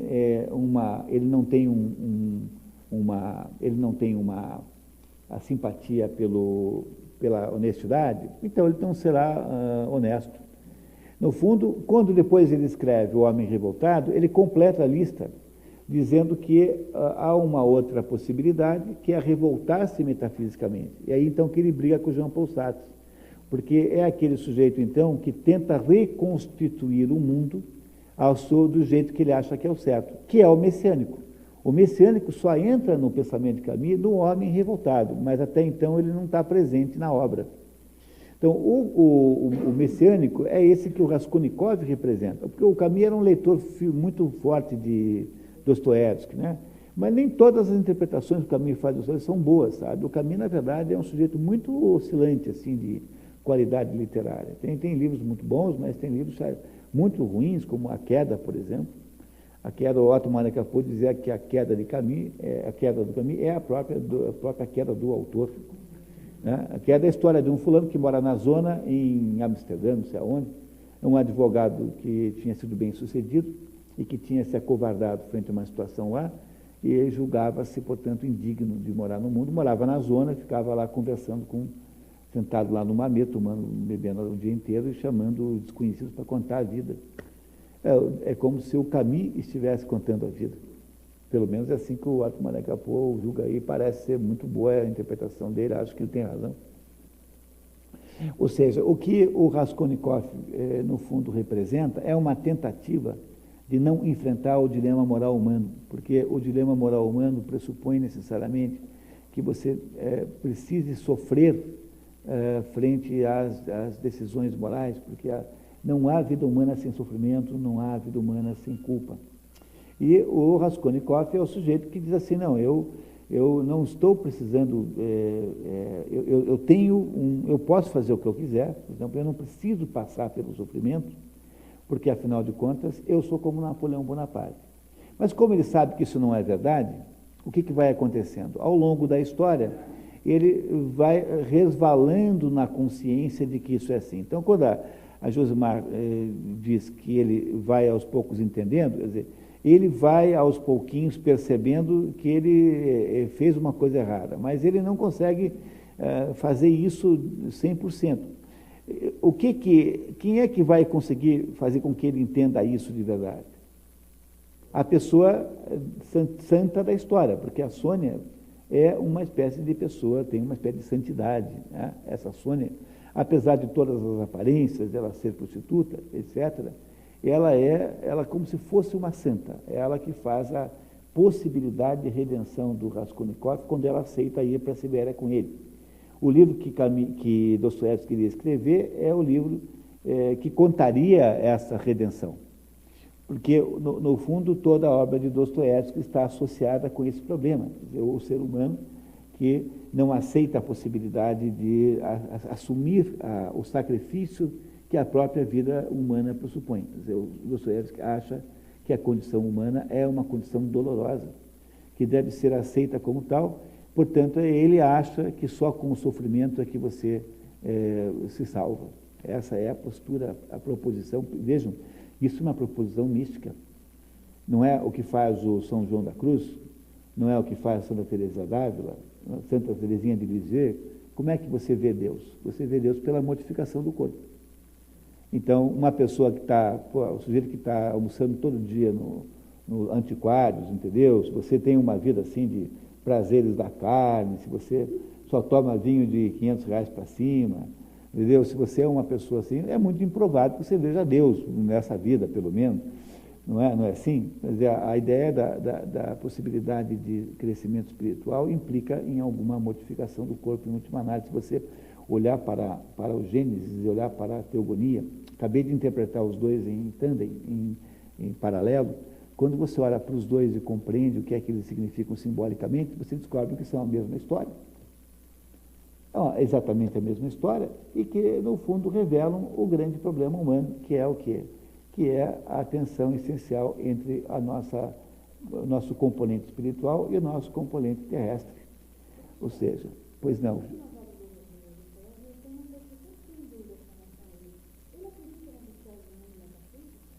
Ele acredita que a condição humana é uma condição que só consegue ser superada, sublimada pelo sofrimento humano.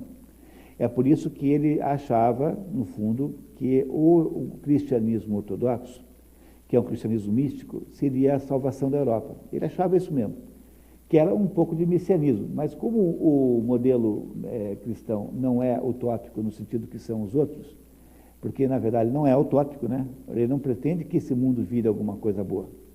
Essa que é a principal conclusão sobre o cristianismo. O cristianismo não tem nenhum projeto para esse mundo, apesar do Frei Beto achar que tem, entendeu?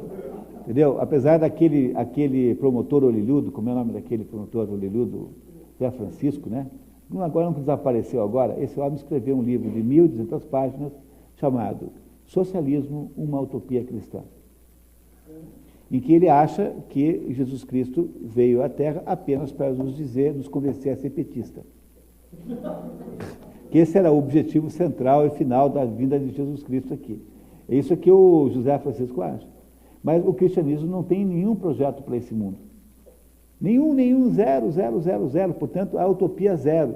Então, o messianismo que se propõe nesse mundo é o messianismo de uma natureza completamente diferente do que o messianismo socialista, enquanto espera-se no modelo cristão, que no outro mundo a gente tenha uma vida diferente dessa, né, aqui o messianismo socialista acha que nós temos que fazer o SUS salvar o Brasil, entendeu? Sei lá, o partido, Brasília ser o... É isso que nós achamos que queremos fazer, essa é a diferença essencial. Então, todo revolucionário precisa ser um pouco como Raskolnikov, porque o que Dostoiévski está nos contando é como funciona a mente das pessoas que ele achava que estaria exorcizando com a sua obra. Mas depois você vai ver, né? Vai nos Irmãos Karamazov. Quem é que ganhou a parada? É o Ivan Karamazov. Ele venceu. Você vai no Idiota, o Idiota perdeu a luta. O Idiota mesmo perde a luta. Nós vamos ver, o Idiota também é comigo, os Irmãos Karamazov também. Você vai nos Demônios, quem é que ganhou só? Só o velho Verkhosensky, que depois de enlouquecer, consegue entender os defeitos que teve, porque, no fundo, tudo depende da sincero arrependimento e da conversão. É o Raskolnikov sendo convertido pela Sônia, quer dizer, a Sônia funciona como um anjo que vai mostrar ao Raskolnikov o monstro que ele é. E aí, então, a Sônia vai convertê-lo, e o sofrimento. Nos Irmãos Karamazov, é o Dmitri, que é injustiçado, que aceita a injustiça, porque sabe que irá ser também receberá a redenção pelo sofrimento. No caso dos Irmãos Karamazov, você tem também a promessa que o Starets faz para o Alyosha de sair desse mundo, e ele teria também prometido escrever a continuação, tá, que é a história do Alyosha, que também sofreria para conseguir finalmente salvar a redenção. Né? A redenção para o Dostoiévski só faz pela aceitação do sofrimento da vida. Não há possibilidade de redenção fora disso, e só se faz por uma espécie de santidade que é representada perfeitamente pela Sônia, que é a personagem mais santa de todas as mulheres que Dostoiévski escreveu. No caso dos homens, há alguns ali que se poderia dar, o Alyosha, talvez, o príncipe Mishkin, do Idiota, é um santo, é como se fosse um santo. Mas o Raskolnikov não sai da sua perdição, a não ser pela santidade da Sônia. É a única maneira, e no fundo é uma simbologia extraordinária da relação entre homem e mulher, quando a gente inverte a noção de atividade e passividade, porque se o homem é solar frente à mulher, você tem um componente solar, ele, por outro lado, só a mulher consegue ver o Deus, né? O homem não consegue, por ser solar. Então, se o homem representa, frente à mulher, um comportamento solar, ou seja, um comportamento de domínio sobre o mundo, de que ela apenas reflete, por outro lado, nas coisas espirituais, é a mulher quem domina o processo e o homem representa a possibilidade da salvação passiva. Do mesmo modo que a mulher representa a possibilidade passiva frente ao mundo, o homem representa a possibilidade passiva frente a Deus, porque só a mulher vê o rosto de Deus, porque só a mulher deixa se refletir, que é a Sônia. Pois o Raskolnikov precisa, então, sair do negócio que os gregos julgavam ser o maior dos defeitos humanos, que se chama híbris. Nada é tão grave quanto a híbris. Os católicos chamam os cristãos híbris de soberba, que é o mais grave pecado capital. Vocês sabem, né, que os pecados capitais têm uma hierarquia que começa em cima com a híbris, com a soberba, e acaba embaixo com a luxúria, que é o menos grave dos pecados. Também não é para vocês saírem exagerando, né? Não, então, é apenas fazendo um comentário de importância relativa, né? Mas a híbris é tanto para o cristianismo como para o grego. E olha, no fundo é tudo tão parecido que você pega Platão, em 15 segundos se transforma em Platão em teórico cristão. Quer ver? Platão achava que o mundo esse mundo aqui são sombras de um mundo de ideias, né? Um mundo ideal, né? Que está um mundo transcendente. Pô, então é verdade. Onde é que estão as ideias? Na mente de Deus. Pronto. Se transformou Platão num teórico cristão, completamente cristão, sem nenhuma necessidade de ajuste de nenhuma forma. Pois não.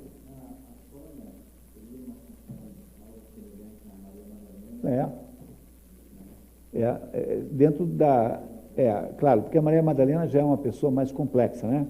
Mas a Sônia representa o quê? Uma espécie de... Ela representa uma espécie de marca de Deus no processo. Ela é uma santa, rigorosamente falando. É ela quem produzirá a redenção do Raskolnikov. Quer dizer, no fundo, é a ideia de que a mulher produz a redenção do homem. De certo modo, é isso mesmo. É isso mesmo que significa, entre essa ambiguidade, né? Essa ambivalência homem e mulher, é mais ou menos assim. Mas é a Sônia quem salvará Raskolnikov, mas ele terá que salvar aceitando o sacrifício. O sacrifício é o sofrimento da prisão. Esse é o livro que ele iria escrever em seguida e que nunca fez. Mas todos os outros fazem a mesma coisa. Todos eles só se salvam pelo sofrimento, e apenas pelo sofrimento.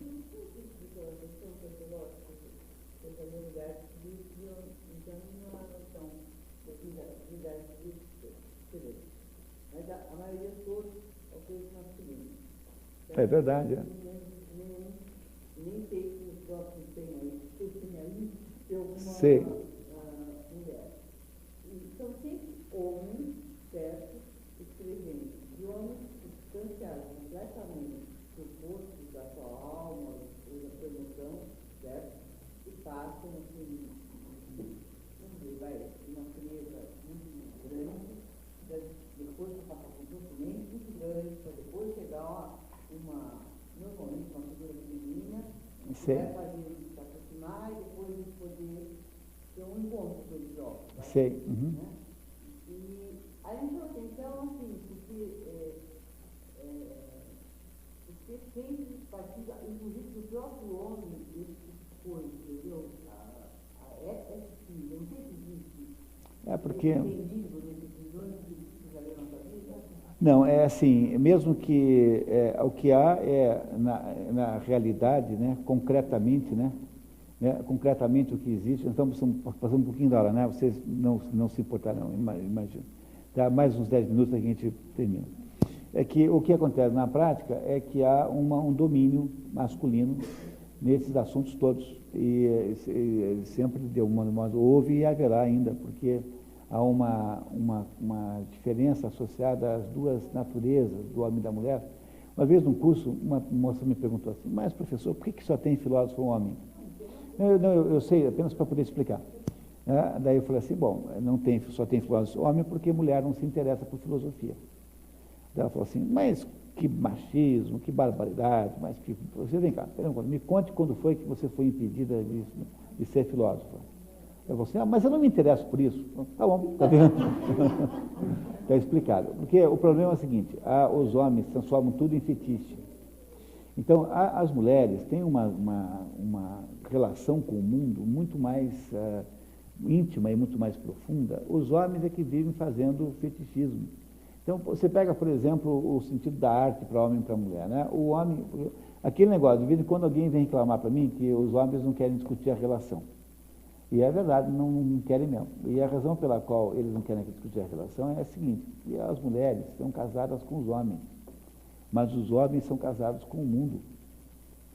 O homem é um ser meio esquizofrênico. Então, o homem pega todas as suas experiências e transforma em fetiches, livros, obras de arte, coisas que representam para ele uma coisa de um valor tão absolutamente, digamos, um valor tão exagerado e tão distorcido, que é alguma coisa que as mulheres não fazem. Então, quem conta as histórias, quem tem o interesse existencial em lidar com essas coisas são os homens, é por isso que eles, de alguma maneira, dominam esse mundo da cultura, digamos assim. Não é que as mulheres não possam fazer igual, elas simplesmente não se interessam por isso.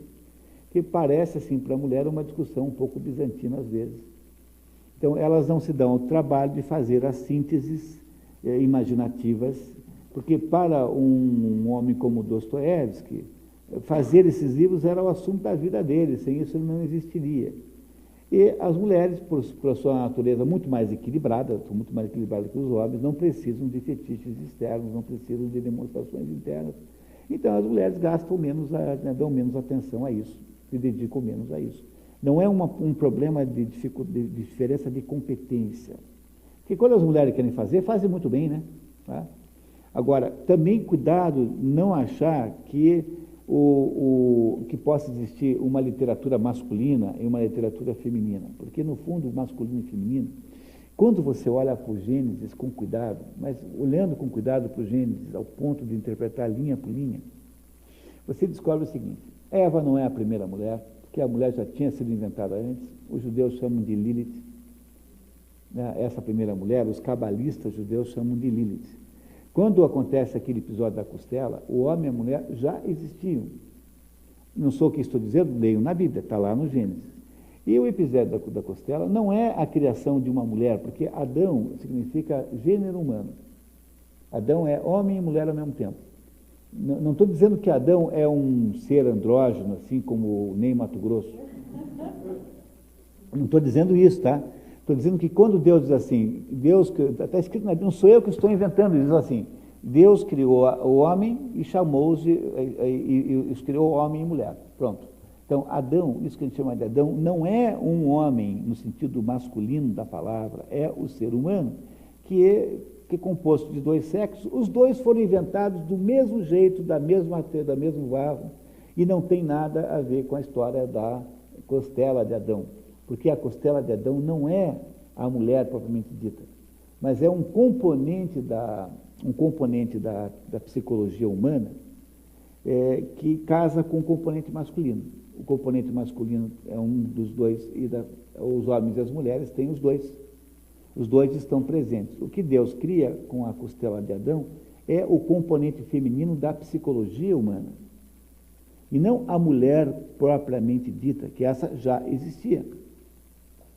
Você compreendeu? Quer dizer, a gente tem que ir a partir desse pressuposto, senão a gente vai imaginar que livro escrito por homem só homem entende, e livro escrito por mulher só mulher entende, mas de jeito nenhum. O que você tem é diferenças de estilos. Né? As mulheres escrevem com um estilo diferente dos homens, mas no fundo o livro tem que ser entendido pelos dois lados. Julgando, obviamente, que os leitores estejam numa condição etária de experiência de vida capaz de entender. Porque, é claro, se você tem 12 anos, você não vai entender muito bem por que a Madame Bovary tem algum problema, porque quem não viveu a experiência do casamento, enfim, conjugal, não entende bem o que é um processo de traição. Se entendeu? Quer dizer, o problema é esse. Quer dizer, os livros são escritos mais por homens, porque para os homens escrever livros é vida ou morte, e as mulheres não precisam dessas demonstraçõezinhas pífias de autoafirmação. Esse aí, o Dr. Freud aí acertou em cheio. O Dr. Freud diz assim: as mulheres nascem castradas, então elas passam a vida inteira se lamentando. E os homens que nascem não castrados passam a vida inteira morrendo de pavor de serem. E é por isso que os homens passam a vida inteira tentando fazer pontes, viadutos, livros, quadros, entendeu? Tudo que os homens fazem de fetiche é para parecer que não são castrados, morrendo de ser, medo de ser. Nessa Freud acertou 100%. Eu não, Freud. Freud é que acha que é isso, que a psicologia masculina é uma psicologia insegura e tentando criar fatos externos para que eles possam, nos quais eles se seguram, e que a psicologia feminina não tem essa insegurança nesse sentido. E, portanto, as mulheres têm uma tendência menor a se interessarem por essas coisas de modo fetichista. Nunca para uma mulher, sempre um filho será muito mais importante que um livro. Entendeu? De certa forma é assim. O homem não pode ter filhos, então fica fazendo ponte, inventando automóvel, mas no fundo é isso mesmo. Tá? E aí, então, os homens precisam ter filhos com o mundo, porque os homens são casados com o mundo. Vocês entendem? Vocês compreendem? Olha, tem um filme chamado Le Mari de la Coiffeuse, o marido da cabeleireira, que tem um sujeito que queria casar com a cabeleireira, e passou, ele era apaixonado por uma cabeleireira e fez tudo na vida até se casar com uma cabeleireira. E todo mundo perguntava assim para ele, mas você faz o quê? Ah, je suis le mari de la coiffeuse. Eu sou marido de cabeleireira. Quer dizer, essa situação, né, só é possível para um homem de uma maneira cômica, porque nenhum homem consegue se realizar pelo casamento. O homem acha que tem que primeiro fazer o mundo submeter-se a seus pés, nem que seja porque você montou um boteco na esquina, né, chamado Se Houver Amanhã. Um dia eu conheci um boteco mais vagabundo do mundo. Boteco, aqueles botecos que o garçom serve a cerveja com o dedo dentro do copo, assim, chamado Se Houver Amanhã. Dá para imaginar um negócio dele? Entendeu? Porque aí o homem se acha capaz de ser meritório do amor das mulheres. É assim que funciona a psicologia masculina. É por isso que os homens sempre terão um maior interesse em coisas que têm um componente fetichista, em que possam representar alguma coisa que seja uma demonstração de poder sobre o mundo. Coisa que as mulheres não precisam fazer, porque as mulheres, como diz a Camille Paglia, têm uma profunda noção do poder da natureza. Os homens é que têm veleidades de querer dominar a natureza, desvendar os seus mistérios. As psicologias são muito diferentes do homem e da mulher. Lembre sempre disso. Isso não significa nenhum engessamento, porque cada pessoa tem uma quantidade diferente, tem uma composição de yin e yang, né?